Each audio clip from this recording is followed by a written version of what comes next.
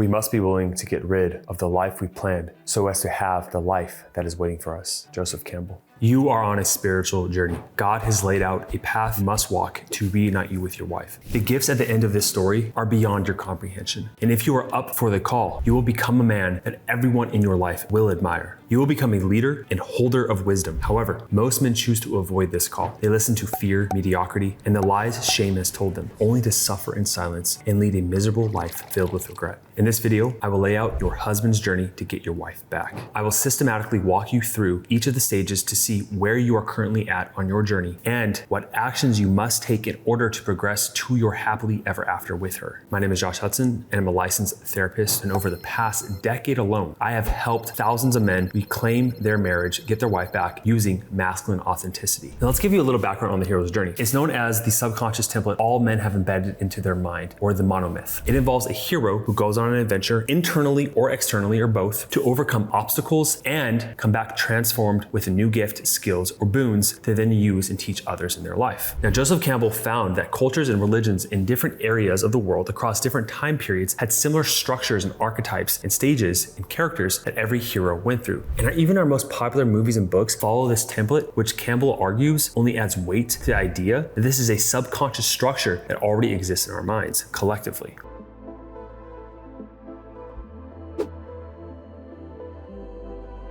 The call to adventure is where the hero's normal day-to-day life or world is called into question. There is an outside event or even an internal threat that serves to really disrupt the peace of what's going on. Now for you, this was the moment where your wife said, I love you, but I'm no longer in love with you. Or she said she wanted to move out, or there's another guy in the picture. Now for Luke Skywalker, it was the moment where his aunt and uncle were murdered. So, not as bad as Luke Skywalker at least, right? Most men don't accept the calling and choose to live in fear and go toward the status quo. They go about their life never really getting challenged, right? And their boundaries are crossed day by day, and they're not really satisfied with life, choosing to ignore their soul's calling. Now, refusing the call is actually the second part of a natural phase in the hero's journey. This is because most people are afraid and we're living in fear. And refusing the call is more common than you would actually think. Most people in their day-to-day life are walking zombies, right? They're just choosing to not live their true life's calling, even though their soul is telling them something different. This is equated to Neo in the Matrix when he chose not to jump over into the precipice, letting go and embracing that new world. Now, for most men I know who come into our program, they wait months, allowing things to get worse with their wife before they actually come to us, right? And they always say, I wish I came to your program sooner. That is the biggest regret every guy has in our program. And a brilliant man actually said that the definition of insanity is doing the same thing over and over and expecting a different result. So at the end of the day, we oftentimes know what to do, but fear is the thing that holds us back. Yeah, I wish this was taught more, like this should be taught everywhere, right?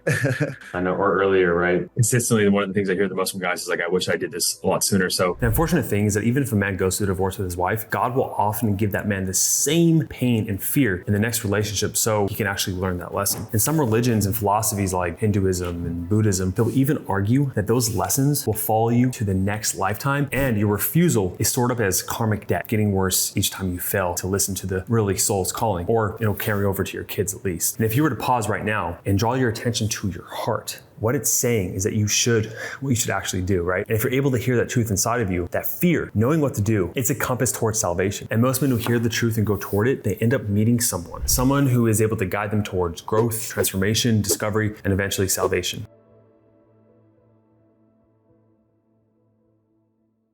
In every story of the hero, there is someone who has really guided others across the journey. Now that person has gone through these lessons and this whole journey themselves, right? And whether it is an old white man with a beard, or an old white man with a beard, or even an old white man with a beard, let's get that off.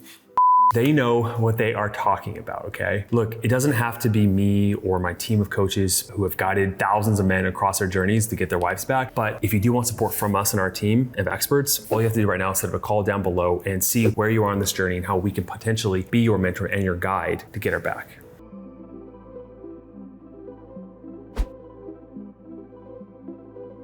Now, once you accept the call, literally, there is no return. After this, there is no turning back. You take the blue pill. The story ends. You wake up in your bed and believe whatever you want to believe. You take the red pill. You stay in Wonderland, and I show you how deep the rabbit hole goes.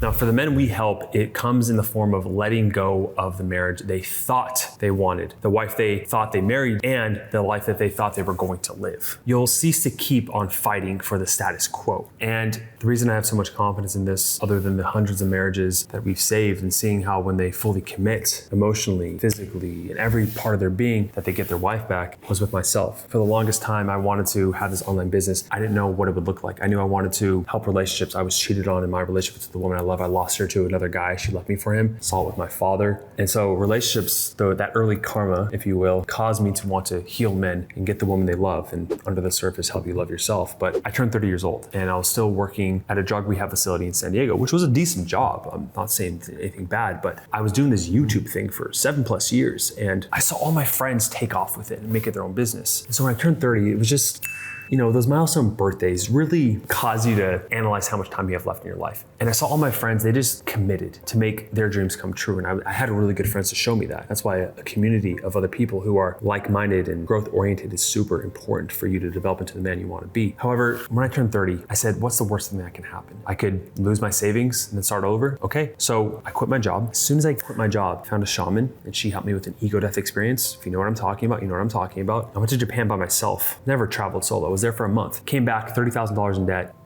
and I made it work. I burnt the boats. I had no way of not trying my hardest to make it work, and it did. And the thing I recognized through my own experience and then seeing it with hundreds of clients at this point is God is a benevolent parent. He has a purpose for you on this planet, and he will give you pain through lessons until you learn that stuff. And so right now, what you're going through is a lesson that he wants you to learn, but he wants you to go toward that fear, to fight that dragon.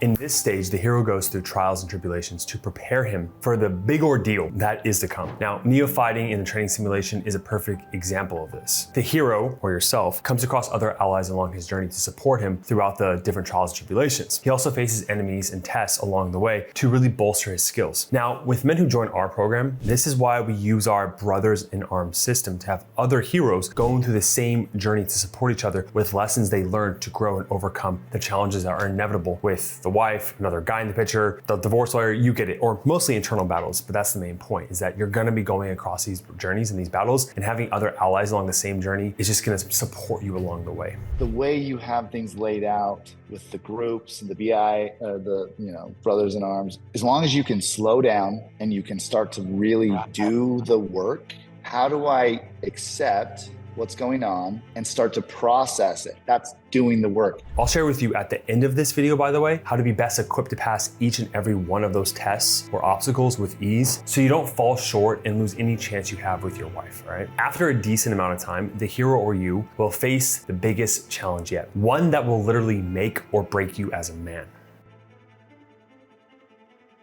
Now, the sixth principle is approaching the innermost cave. And I'm not gonna expand on this one too much because all it is just a continued journey down to the depths, approaching the biggest, most difficult task that you have to overcome, which is this next one, the ordeal. This is the darkest moment for the hero, a breaking point, if you will, where you must face your biggest fear to learn the lesson you've been avoiding all along. If you fail, the life as you know it's over. And for men in our program, the lesson is always the same, as much as the context can differ from person to person. The deeper the wound, the more universal it is. It's that common thread we all share. Let's take Sean, for example. His wife was seeing another man, right? And he still wanted her back. Now, Sean went through the trials and constant tests with her. She would really operate in her dual mind narrative, saying one day, I love you, I want to be with you. The next day, she goes out on a weekend trip with this guy, right? Dividing her attention, making him feel broken every single day in constant anxiety, not knowing what his future was going to hold. But Sean, no matter what the external circumstance, would always say that it was all an opportunity to change him, to help him grow. He saw these difficulties as things to develop and to transform him. And then a few weeks into our program, his wife wanted to go away for the weekend with the kids, and Sean was completely avoiding her at this point, focusing on himself.